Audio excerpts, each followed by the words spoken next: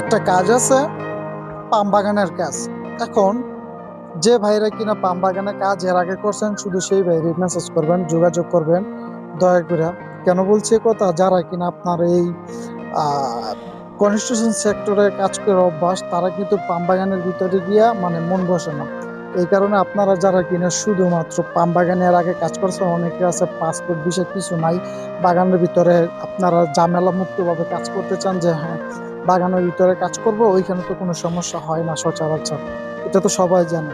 এখন আপনারা যারা কিনা ওই প্রজেক্টের ভিতরে কাজ করছেন, এমন জায়গায় কাজ করছেন 5,000 টাকা 6,000 টাকা বেতন পাইছেন, আপনি ওই পাম বাগানের ভিতরে কাজে গিয়ে চান যে হ্যাঁ 5-6 হাজার টাকা বেতন আপনি পাবেন, বিষয়টা এমন না। পাম বাগানের ভিতরে ভাই সচরাচর কিন্তু আপনার করে না, ওভার টাইম থাকে না, ঠিক আছে? এটা আপনাদের বুঝতে হবে।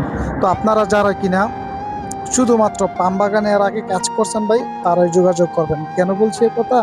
কারণ মানে কাজ আছে, ড্রাইভার লাগবে, কিন্তু ওই পাম বাগানের ভিতরে যাওয়ার পরে বলে ভাই যে পাম বাগানের কাজ ভাই ভাল লাগে না, মন বসে না। পরবর্তীতে কিন্তু মানে এটা আপনার নিজের লস, বছরে কিন্তু একটা প্রেশানি থাকতে হয় একটা